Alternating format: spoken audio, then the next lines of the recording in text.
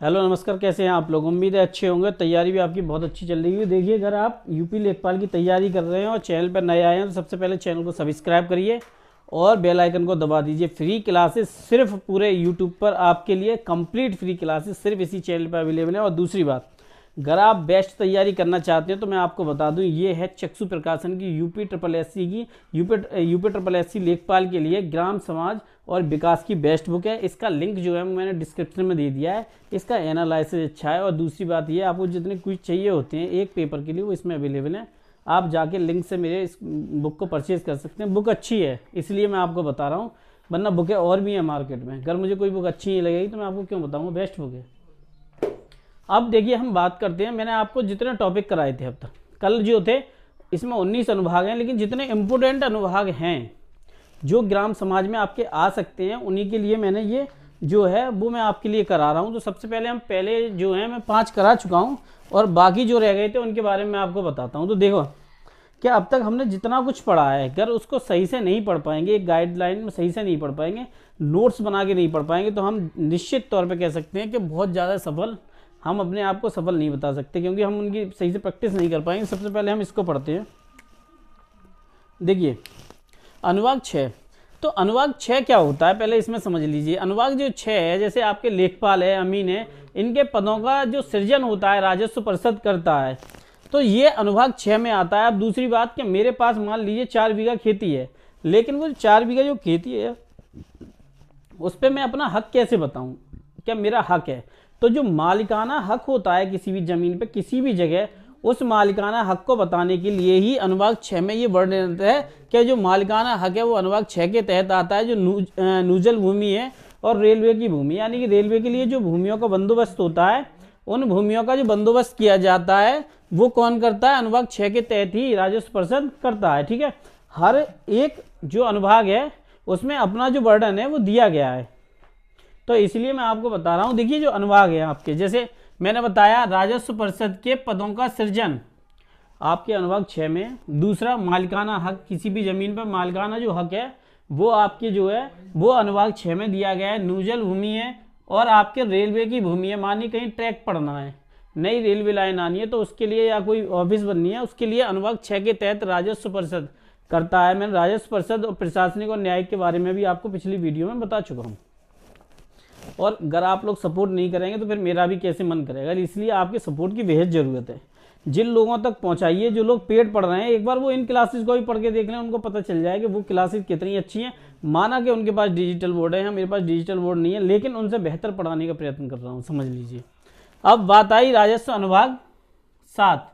तो राजस्व अनुभाग जो 7 होता है, जैसे नहर का देय है, जैसे मान लीजिए जो चलता था, मैं आपको बता दूं कि बम्बा की भराई होती थी खेतों में, जो रहते होंगे उनको पता होगी, तो जो उस पर कर लगता था, जो राजस्व अनुभाग 7 के तहत ही उस कर का जो देय होता है। तकावी क्या होता है, जैसे राजा के द्वारा, जमींदारों के द्वारा जो ऋण किसी को दिया जाता था एक मुआवजे के तौर पर, मान लीजिए, उसी को तकावी ऋण कहा जाता है, सरकारी वसूली। जैसे मान लीजिए कि किसी पर कोई कर है, किसी ने कोई जमीन बनाई या कुछ भी बनाया, उस पर जो सरकारी ऋण होगा उसकी वसूली जो होगी वो अनुभाग 7 के तहत की जाएगी आपकी। तो देखिए, नहर का देय या तकावी दे या सरकारी वसूली, इनके बारे में मैं आपको बता चुका हूँ। तकावी क्या होता है, राजा है, जो जमीन है एक तरीके से, एक मान लीजिए बड़े आदमी के द्वारा छोटे आदमी को दिया गया ऋण, एक तरीके से तकावी ऋण है, ये मान लीजिए।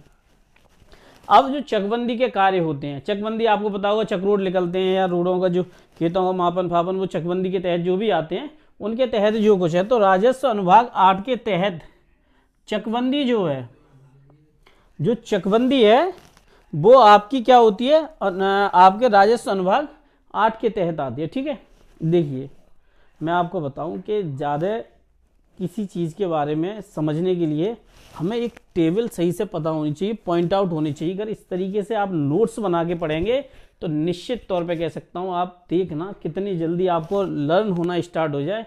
जितने यूट्यूब पे पढ़ रहे होंगे वो कोई ऐसे पॉइंट आउट करके नहीं बताएंगे, पूरी कहानी लिख के देंगे और इससे आप पढ़ नहीं सकते। ठीक है, तो मैंने आपको बताई जो चकबंदी के कार्य हैं वो राजस्व अनुभाग आपके 8 के तहत आते हैं। अब आगे हम पढ़ते हैं कृषि की गणना। मान लीजिए मैंने आज सरसों की कर ली और उससे पहले मैंने हल्दी की खेती कर ली या गेहूं की खेती कर ली, तो कृषियों के जो चक्र होते हैं उनकी जो गणनाएं होती हैं वो क्या होते हैं, अनुभाग राजस्व अनुभाग 9 के तहत आते हैं। ठीक है, खेतों की हदबंदी आपको पता होगी, हर खेत है, मान लीजिए मेरे पास ये खेत है, तो इसकी जितनी भी हद होगी उसको ही हदबंदी बोलते हैं। तो खेतों की हदबंदी, दाखिला खारिज होना, मान लीजिए मैंने कोई ज़मीन है, मैंने 4 बीघे ज़मीन ली, तो भाई या मेरे पास है, तो फिर मैं उसको क्या करूँगा, तो फिर मैं उसके लिए दाखिला खारिज करूँगा, और दाखिला खारिज करके तहसीलदार हैं जो भी है उनको मैं, जो अधिकारी होते हैं उन सबको मैं उसके बारे में इतला करूँगा कि भाई ये ज़मीन मेरी है और इसको दाखिला खारिज।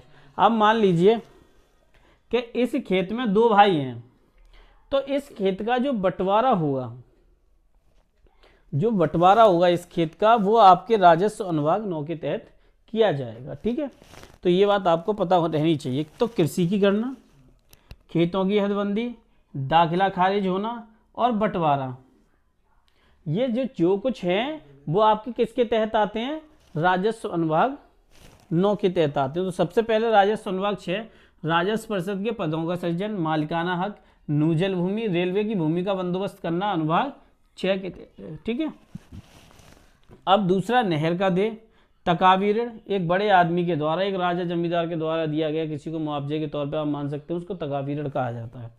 फिर सरकारी वसूली, चकबंदी के जो कार्य हैं वो अनुभाग राजस्व, मान लीजिए आपसे पूछा जाए चकबंदी है उसके किस अनुभाग के तहत आते हैं, तो आपको पता होनी चाहिए वो अनुभाग 8 के तहत। कृषि की गणना, दाखिला खारिज होना, खेतों की हदबंदी, जो इम्पोर्टेंट पॉइंट है, और बंटवारा, ये आपके किसके तहत आते हैं, जो ज़मीन है, खेत है, किसी भी चीज़ का बंटवारा है तो उसको जो बंटवारा होगा राजस्व अनुभाग आपके 9 के तहत किया जाएगा। देखिए जो इम्पोर्टेंट पॉइंट हैं अनुभागों के वो मैं सारे आपको वीडियो में कवर करा रहा हूँ, और सारे अनुभाग जो हैं वो लगभग आज फिनिश करा दूंगा मैं आप लोगों के लिए। अब मान लीजिए कि प्राकृतिक आपदा आई, कहीं दैवीय घटना हो गई, कहीं पर आग लग गई, या कोई भी कहीं बाढ़ आ गई, तो ये सारे कार्य किस अनुभाग के तहत आते हैं ये भी समझ लेना बेहद जरूरी होता है। तो देखिए अनुभाग 10, अनुभाग 10, तो अनुभाग 10 के तहत जो प्राकृतिक घटनाएं हैं, जो प्राकृतिक घटनाएं हैं आपकी दैवीय आपदाएं हैं, जैसे कि कहीं मान लीजिए अचानक से भूस्खलन हो गया, आपको पता होगी उत्तराखंड में अक्सर ये देखने को मिलता है, कहीं बादल फट गए, बादल फटने की अभी तक घटना जो है एक जो है इमेजन है, एक काल्पनिक के तौर पे है, हकीकत में किसी ने बादल फटते नहीं देखा है।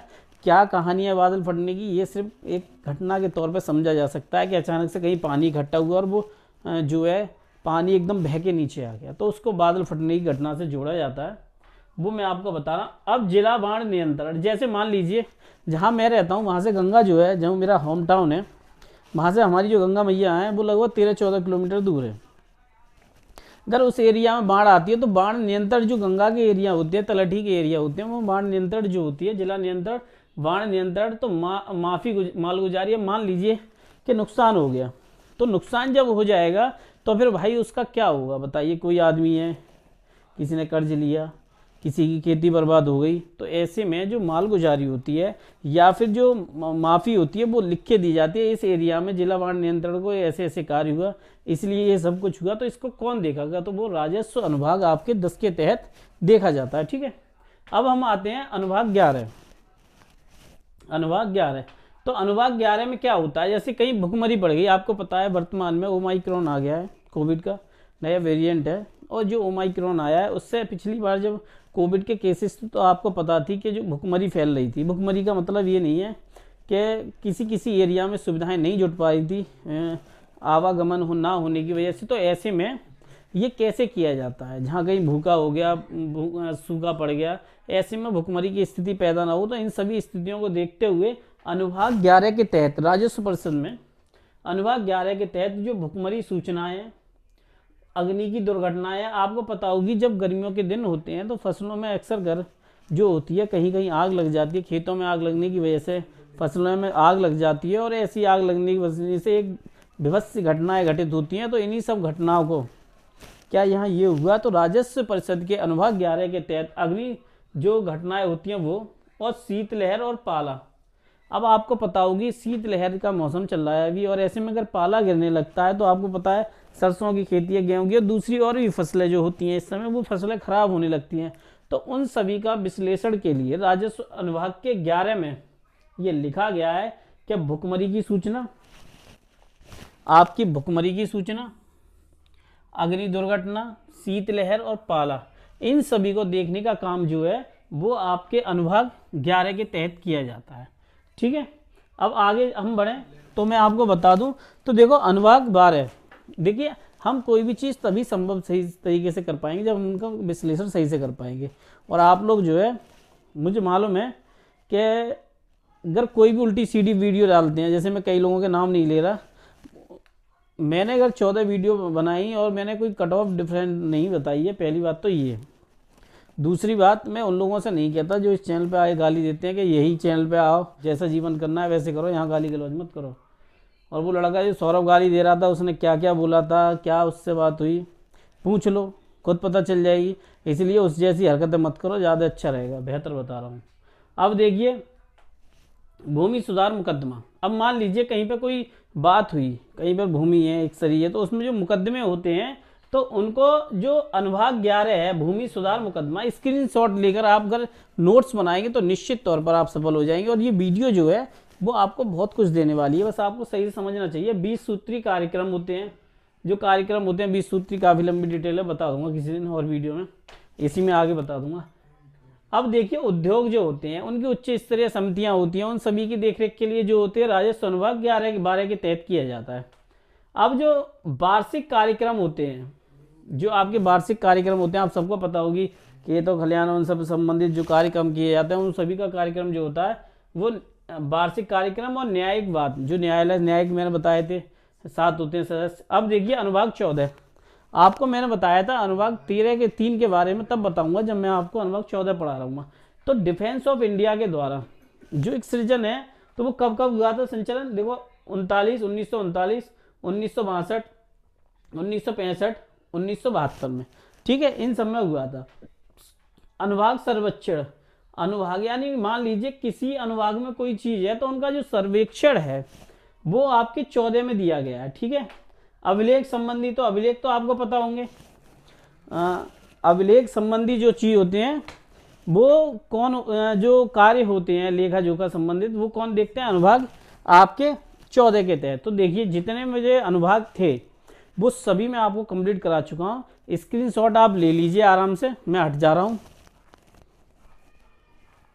और आप अगर नोट्स बना के पढ़ेंगे, एग्ज़ाम सारे यूपी SSC के लगभग पोस्टपोन होने लगे हैं, ये भी मई जून से पहले होना नहीं है।